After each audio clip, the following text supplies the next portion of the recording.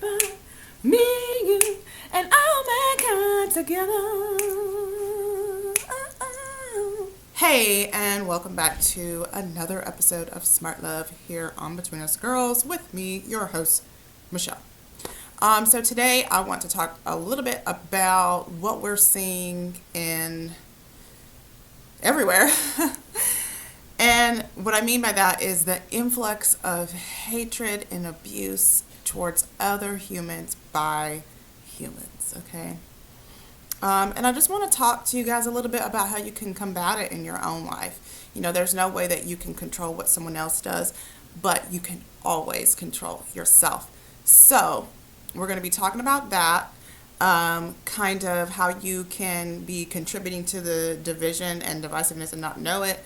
And also I want to talk to you guys a little bit about how to set an intention as well. So I think there are a lot of ways that we contribute to division of the one.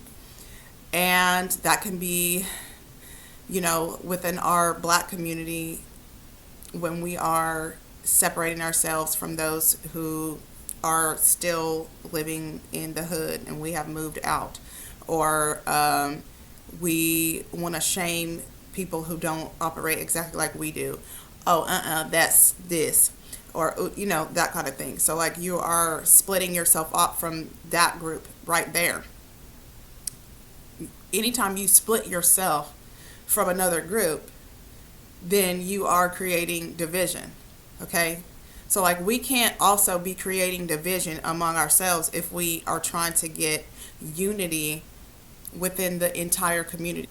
That's what people want. We want to stop being killed in the street. We want people to stop disrespecting us and seeing us as less than human. Then we need to be seeing ourselves that same way.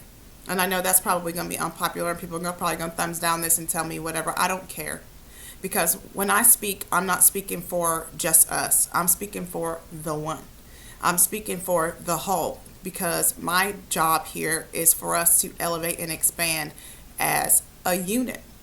And the unit includes everybody. So yes, I am a social justice warrior, and I am an activist, and I will fight for our rights as Black people. I will always do that. But I'm also a spiritual. So that means that when I talk about spirituality, I'm talking about spirituality for all, healing for all, for everybody, because I know that the more other humans are hurting and separating from themselves, the longer it's going to take me to expand. You see what I'm saying? So we need to really be looking at how we're acting with each other. Like, I see a lot of spiritual women saying things like, don't let Beyonce get y'all fucked up. Well, I'm hoping that Beyonce gets them woke up. That is my hope. I hope that you can listen to Beyonce singing about talking to the Orishas, which I do not work with them personally, but I respect those who do. But when she's talking about that, it is also highlighting the fact that the work that I do is totally on the level. It's totally on the level. Like, that's what we need to be seeing in the mainstream. Like, I don't know if y'all have heard Sarak. She is an amazing artist. And she talks about unity and sisterhood and community and Black women spirituality. Nobody is threatening her, though. So everybody's like, oh, Beyonce ain't no real spiritual. Y'all don't know what the fuck this woman does at her house. Just like y'all don't really know what the fuck I be doing in my house. But I know I should be working. That's what I know. So, I mean, I just feel like we need to be operating on a different plane. Like, if you know how to manifest and you understand how to talk to God and how to pray and how to get your prayers answered, then why are you not sharing that with people? Why aren't you teaching other people how to wake up and use their selves to manifest? Why are you hoarding the light? You're hoarding the light when you do that. You don't want anybody else to come to the light. Why? Do you not want other people to wake up? Do you feel better and special because you woke up before them? Please don't do that. That's all I'm going to say about that. So, yeah. I know that's not going to be popular. I'm now probably going to lose some people behind that. I don't really care. Like, I'm not doing this so that I can have friends. I'm doing it because that is what God told me to do. That is my work, is to create unity and to help to unite the masses. Whatever your color is, whatever you practice, whatever you believe, whatever your sexual orientation, whatever you do, doesn't matter. You are still a part of the one. And the more you define yourself by your ego, whatever things your ego feels good about, how much money you have, how well your show does or whatever, how married you are, how few kids you have out of wedlock, whatever you're using to make yourself feel good in your ego are also the things that help you to divide yourself from the whole. And I really, really believe that. So, I don't like seeing it, but I think that's also part of what we're experiencing, you know. So, I mean, we're in the midst of a great awakening, and I'm just going to keep sharing my message. So, I want to get into the next part of this, which is how to set an intention. Okay, so let's get it. Hey guys, I just really wanted to let you all know that I want you to do some of your own research here before I get into the next part. Just want to make sure that everybody knows that what I'm talking about is specific to me and that you may like to do something different, and that's why it is important for you to do your own research. Okay? All right, so let's get into it.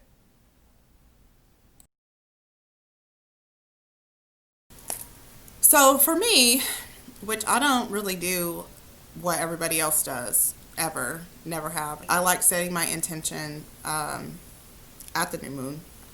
That's once a month. I set a kind of a new goal. It doesn't have to necessarily be anything tangible. A lot of the time, my goals are to remove emotional blockages or things that are stopping me from excelling, because I think it's important for you to be able to be free throughout yourself so that you can express whatever it is that is boiling up or coming up for you. And that's where individuality is really important. Like, I don't want it to be mistaken that if I say I'm an individual and it's okay for me to be different, that we're not part of one organism, right? As Brian always says. But you can't be the type of person who acknowledges your oneness if you're not able to be an individual within your flesh. And that's what I really mean. If we are afraid to speak out or to be who we are or to say the things that we truly believe because we are afraid that others might see us as not part of their group, then that's, first of all, that's ego based. And that's what's holding you back from being successful. That's what's stopping you from excelling in your spirituality, or that's what's stopping you from excelling in business, because we need to be authentic. Like, it is important for you to find that authenticity. But the thing is that once you have elevated to an authentic version of yourself, the best version, that is when you find yourself so connected to others. You're able to use empathy and you're able to acknowledge the differences in each other, but you can accept that there's a sameness there that can't be denied. And that is only going to come from you being able to be yourself. So that's so important. So when I set my intention, I don't do it like necessarily anybody else.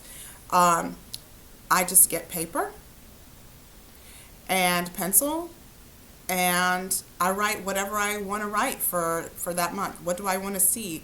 Do I want to see this many clients? Do I want to feel more confident in what I'm doing? Am I trying to get on someone's podcast? Am I trying to write more, or whatever I'm trying to do? I just ask for that. And then I'm open to the delivery of those things. Now, if I say I want to get out of my own way, and then someone comes to me and says, hey, I have something for you that will help you unblock yourself, and I look at them and say, well, what the hell do you know? I am turning away the answer. I'm turning away what I asked for. And so that's really how I operate.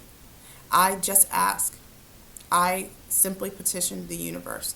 A lot of people practice different various types of spirituality.